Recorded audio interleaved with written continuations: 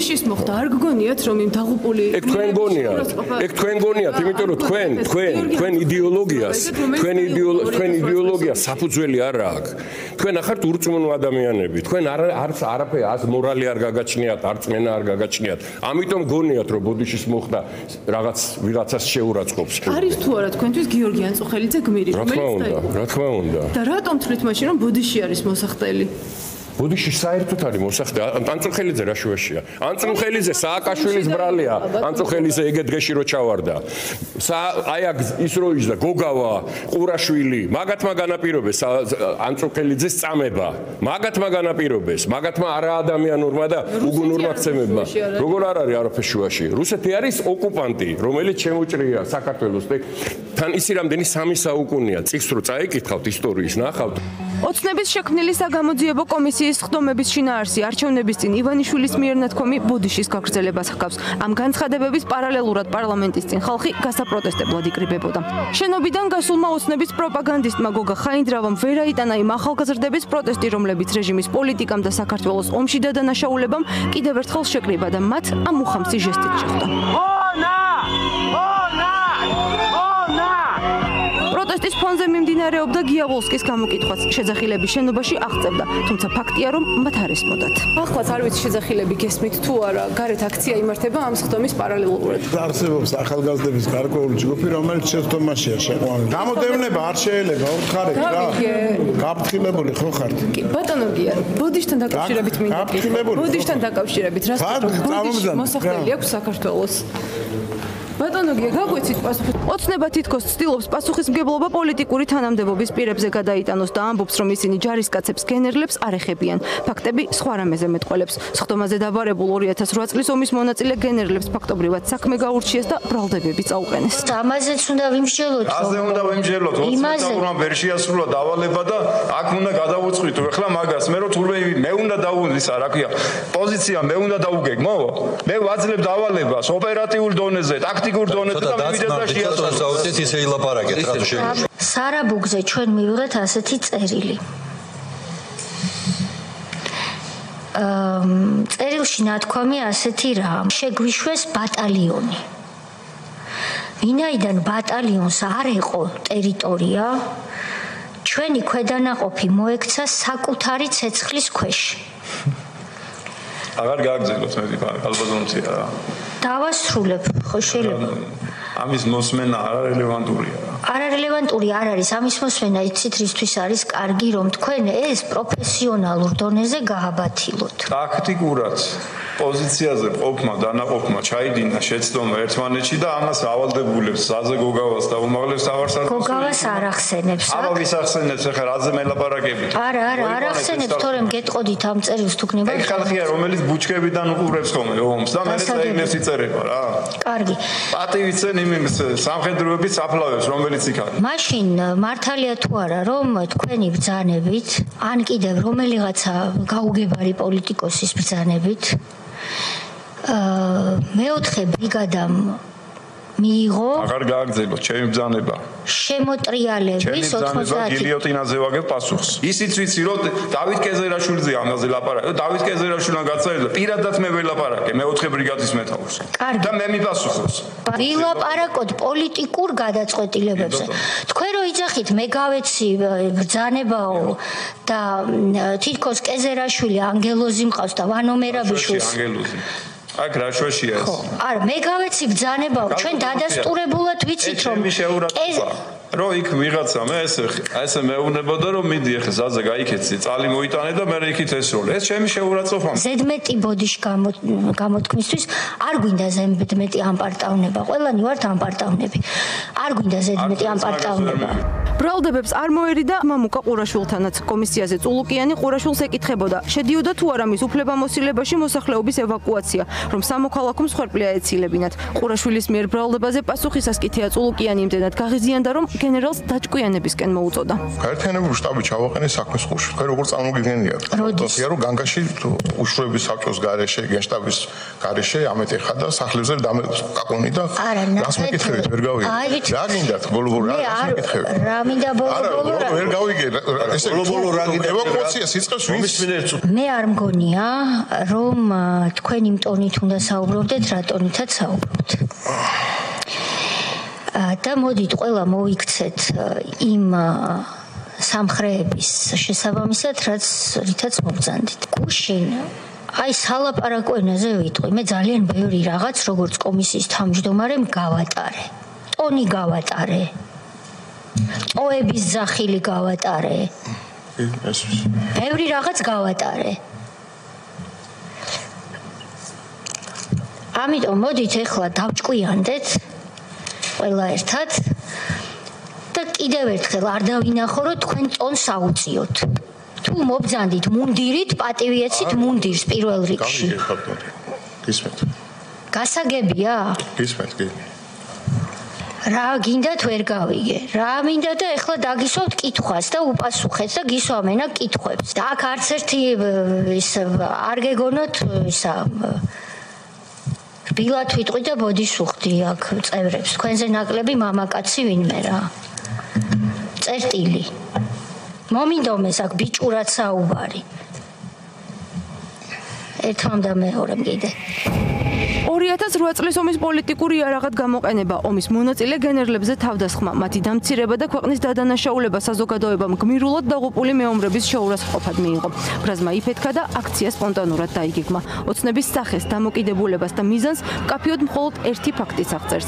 დააკავეს ტროტუარზე მდგარი აქტივისტი თამარ კურატაშვილი ბანერზე წარწერით ანწუხელიძე უკვდავია. ყოველად სამარცხვინოა ის რაც დღეს ამ კომისიაში ხდება.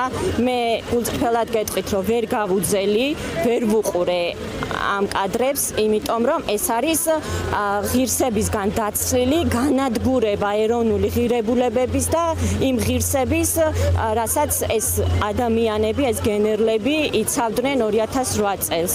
გავარ ჩემი აწმყოსთვის და ჩემი შვილების მომავლისთვის. იმ წარსულის დასაცავად, რისთვისაც 2008 წელს ჩემი ძმა იბრძოდა აგვისტოს ომში, რისთვისაც 2008 წელს ანწუხელიძე შეეწირა და ჩვენი ეპოქის თანამედროვეობის გმირია. დღეს რაც ხდება, ანუ ქვეყანას ასამართლება, რომ ჩვენ დავიწყეთ ომი ჩვენივე ტერიტორიაზე და ვინ ასამართლებს რუსული ოცნება. მე არ ვიცი ხალხის არჩი როგორ ზის, ჩვენს გენერლებს ასამართლებენ. ეს იყო რუსეთის სამხედრო პროკურატურის დაკითხვა. ან მათგან გადმოტანილი კითხვები ქონდათ კითხვარი და ეკითხებოდნენ ეს არის აი საბოლოოდ ამ ქვეყანაზე და ქვეყნის სიმბოლოებზე ბურჯის გამოთხრა. ომშიც კი კანონებია და ჩინს პატივს სცემენ მოსისხლე მტრები. ღალატის ქრონიკად გამოცხადებული კომისიის თავმჯდომარის ხდომის დასრულებამდე ველოდით, თუმცა ის კამერებთან არ გამოჩნდა. კაპარული წულუკიანი და ივანიშვილის სხვა დეპუტატები აქციის მონაწილეებმა შეძახილებით გააცილეს.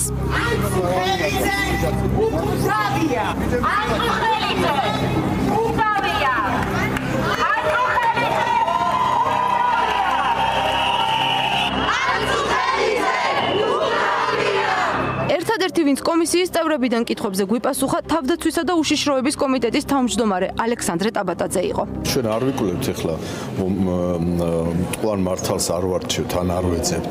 აქ პოლიტიკოსების როლია გამოსაკვეთით, რომ ჩვენ მუდმივად ვაცხადებთ კომისიის თავმჯდომარე და თითოეული კომისიის წევრი აცხადებს, რომ აქ არავინ არ ეძებს ვინმეს დამნაშავეც, გინდა თავდაცვის სამინისტროსთან, გინდა შინაგან საქმეთა სამინისტროს უწყებებიდან, მათ ყველაფერი გააკეთეს, რაც შეეძლოთ და ბოლომდე დადეს თავი და იბრძოლეს გმირულად. სწორედ იმ დროინდელ ხელისუფლებას და პოლიტიკოსებს რომ დაეჯერებინათ მათი სტრატეგიისა და მათი ტაქტიკის და მათ მიერ შემუშავებული გეგმების, ამდენი ტრაგედია არ მოხდებოდა. ალექსანდრე ტაბატაძე ნაციონალური მოძრაობის დროს ძალოვან სტრუქტურებში წლების მანძილზე სხვადასხვა თანამდებობას იკავებდა. მე ჩემი დავწერე და წამოვედი ზუსტად 2007 წლის იანვარ-თებერვალში, როდესაც მოხდა ხელმეორედ არჩევა სააკაშვილის. იმიტომ რომ მე ისეთი გადაცდომები და ისეთი დავალებები ვნახე, რომ ის შესრულება იყო შეუძლებელი პროფესიონალისტვის. მე შევძელი და წამოვედი. როდესაც ოპოზიციაში წავედი 2011 წელს მთელი უწყება დავალება ქონდა ჩემზე, რომ რაიმე გადაცდომა ეპოვათ მთელი იმ ხნის განმავლობაში, რაც მე მუშაობდი. მაშინ ვერ მომიძებნეს ვერაფერი და ეხლა რაზე უნდა დავიკითხო ერთი მითხარი. პარალელურად აქციაზე ვითარება დაიძაბა და შეხლა შემოხლაში გადაიზარდა, რადგან პოლიცია აქციის მონაწილეებს გზის გადაკეტვის საშუალებას არ აძლევდა. თამარ კურატაშვილისა და ლილუ შაველაშვილის გარდა, რომლებსაც პოლიციისადმი დაუმორჩილებლობას ედავებიან, გუშინდელ აქციაზე დააკავეს ელენე ხოშტარიაც. ის ამ დრომდე არ გამოუშვიათ, თუმცა ციხიდან გამოგზავნილ წერილში დაკავების შემდეგ ძალადობასა და ღირსების შელახვაზე საუბრობს. პოლიციელებმა ნინო ჩხარტიშვილმა და დავით ბოლოთაშვილმა ყბებზე და კბილებზე მომაყენეს დაზიანება. კიდევ უფრო შეურაც მყოფელი ეპიზოდი მოხდა დიღომში, დროებითი დაკავების იზოლატორში, სადაც სრულიად გამაშიშვლეს. ოცნება ცდილობს საზოგადოება დაარწმუნოს, თითქოს ამ კომისიით იმის დამტკიცებას აპირებს, რომ ომში საქართველო კი არა, მაშინდელი პოლიტიკური ხელმძღვანელობაა დამნაშავე. თუმცა დააბრალო ომის დაწყება მთავრობას, ნიშნავს, რომ პასუხი უნდა ააგოს ქვეყანამ. ამ შემთხვევაში ოკუპანტმა შეიძლება არც სიტყვიერი ბოდიში იკმაროს და ჯაჭვური რეაქციით ამ პროცესს ოკუპირებული ტერიტორიების აღიარების კასკადი მოჰყვეს. არაღიარების პოლიტიკა იმ სასამართლოს გადაწყვეტილებებს ემყარება, რომლის რევიზიასაც ახლა ოცნება ცდილობს. კომისიის საქმიანობას გამოეხმაურა მესამე პრეზიდენტი მიხეილ სააკაშვილი. პირდაპირ ეთერში მიმდინარეობს ქვეყნის ღალატის ქრონიკა. საკუთარი ქვეყნის დადანაშაულება ომის დაწყებაში და სრულიად უსაფუძვლოდ არის ყველაზე დიდი ნაძირლობა და ღალატი, რაც შეიძლება ჩაიდინო. ის რაც ახლა კომისიის მეშვეობით ხდება ზედმიწევნით გაწერილი და წინა საარჩევნოდ დაანონსებული სცენარია. 26 ოქტომბრის არჩევნების დასრულებისთანავე, როდესაც ომის გამჩაღებლები გასამართლდებიან, როდესაც უკლებლი ყველა დამნაშავე ქართულ ოსური ძმობისა და თანაცხოვრების დანგრევისთვის უმკაცრეს სამართლებრივ პასუხს მიიღებს, ჩვენ აუცილებლად გამოვზავნით საკუთარ თავში ძალას, რათა ბოდიში მოვიხადოთ. იმის გამო, რომ დავალების შესაბამისად მოღალატე ნაციონალურმა მოძრაობამ 2008 წელს ცეცხლის ალში გახვია ჩვენი ოსი დები და ძმები. ფაქტია, ეს კომისია ამ მიზნამდე მისასვლელი გზაა. ბოდიშისთვის ნიადაგის მომზადების ნაწილია ოპოზიციის გაქრობის გეგმაც. სწორედ ამას ემსახურება კომისიის საქმიანობა. საგამოძიებო კომისიის პირველივე ხდომებიდან კარგად გამოჩნდა, რომ წარსულში ჩადენილი გაუგონარი დანაშაულების ავტორები და მათი თანამძრახველები ქვეყნის წინაშე საერთო ტრული მიზნით მოქმედი პოლიტიკური პარტიები უნდა ჩამოშორდნენ პოლიტიკას. უკვე აშკარაა, რომ პარლამენტის დროებითი საგამოძიებო კომისიის საბოლოო დასკვნა მოგცემს მყარ საფუძველს მიმართოთ საქართველოს საკონსტიტუციო სასამართლოს ნაციონალური მოძრაობის და მისი სატელიტი პარტიების არაკონსტიტუციურად გამოცხადებასთან დაკავშირებით. ოპოზიციის გაქრობის გეგმას კომისია მუშაობის საწყის ეტაპზევე შეუდგა. ვიდრე ოცნება 2008 წლის ომში საქართველოს თავიდან დაადანაშაულებდა, კომისიამ მანამდე ეგრეთ წოდებული ბიზნეს რეკეტის საქმე განიხილა, სადაც ბიზნესმენი ჯემალ ლეონიძე გამოკითხა. შემდგომ კი ლელოს ლიდერები დაიბარა. ლეონიძე ამბობს, რომ ნაციონალური მოძრაობის დროს მას ქონება ჩამოართვეს და უკანონოდ დააპატიმრეს. მისი თქმით, გარდა ამისა, სახელმწიფომ მას ბიზნესი ბანკების საშუალებით წაართვა და ის დავით კეზერაშვილს მიჰყიდა. ამ ეპიზოდში ენახსენები TBC ბანკი, კონკრეტულად კი მამუკა ხაზარაძე და ბადრი ჯაფარიძე. პასუხი მარტივია, ეს არის პოლიტიკური ვენდეტა, რომელიც გრძელდება ბოლო 5 წელია, მას მერე რაც მე და ბადრი ჯაფარიძემ გადავწყვეტეთ პოლიტიკაში შემოსვლა. ეს არის FSB-ს მიერ დაწერილი პროპაგანდა, რომ ადამიანებს უთხრა, რომ იცი რა, აი ჩვენ არა ვართ კარგები, მაგრამ აი ესენი უფრო უარესები არიან და უნდათ ყველას ერთ კალათაში მოგცევა. პრობლემა ჩვენი მათ მიმართ არის, რომ ვერანაირ კალათაში ნაციონალებთან ვერ მოგვათავსეს. ვერანაირი ესე თქვა ძაფი ვერ ნახეს გარიგების დოკუმენტური თუ არა დოკუმენტური ვერანაირი ვერ ნახეს.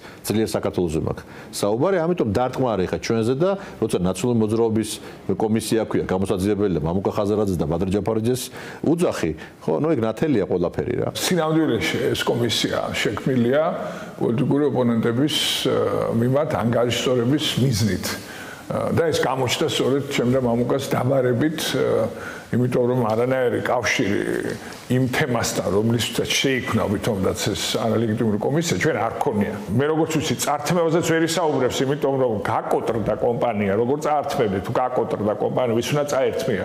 მაგრამ არის მეორე მიმართულება, რომელიც აუცილებლად მოითხოვს შესწავლას, რატომ მიუსაჯეს მას ასეთი ხანგრძლივად პატიმრობა, ამ პატიმრობის მისჯასთან ერთად ხომ არ ჩამოართვეს მას პირადი ქონება, რატო ჩამოართვეს მაშინ პირადი ქონება, ვინ იყო ამაში ჩართული, ის პროკურორი, ის მოსამართლე უნდა იქნენ მართლაც გამოკითხულები და გაირკვეს, ვინ დაავალა ამ ადამიანის საპატიმროში გამოწყობა, მაგრამ ის ხალხი დღეს ემსახურება ქართულ ოცნებას და იმათ არ იბარებენ.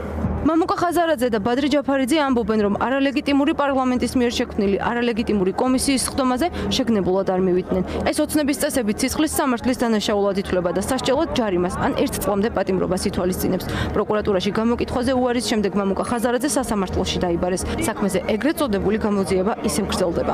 დამაზუსტებელი კითხვები იყო, არაფერი მნიშვნელოვანი, ჩვეულებრივი პროცედურა, სასამართლო პროცედურა ჩატარდა და ველოდებით შემდგომ გამოძახებას. ოცნების საგამოძიებო კომისიაზე მისვლასთან დაკავშირებით აზრები ორად იყოფა. ხაზარაძე ჯაფარიძის მსგავსად სხდომაზე არ მივიდა ირაკლი ოქრუაშვილიც, თუმცა გენერლებმა თქვეს, რომ ისინი თავს ვალდებულად თვლიდნენ ნებისმიერი კითხვისთვის ეპასუხათ აგვისტოს ომთან დაკავშირებით. ამავე აზრისაა პაატა დავითაიას, რომელიც კომისიის წევრებმა გამოკითხეს. მიუღებელი არის საგამოძიებო კომისიის შექმნა სხვა ხელისუფლების ქმედების გამოძიებასთან დაკავშირებით, იმიტომ რომ ეს არ არის კარგი, ეს არის პრეცედენტის შექმნა იმ კუთხით, რომ შემდგომში შეიძლება იგივე მოხდეს, რაც კიდევ ერთხელ მინდა ხაზზე გავუსვა, არ არის კარგი.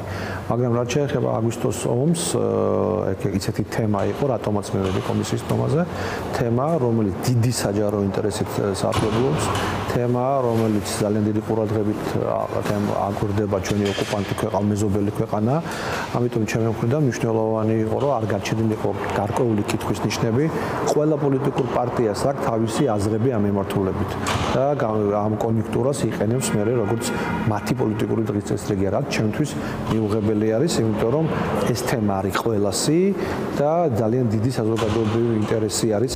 ომით манипуляცია ოცნების საყრდენ ღერძად ქცეული საკითხია. არჩევნებამდე 6 თვით ადრე კვლავ ამ საკითხის წინ წამოწევით, ფაქტია, მოსახლეობაში არსებულ ომის ტრავმებს ახლა ისინი კვლავ პოლიტიკური არაღად იყენებენ.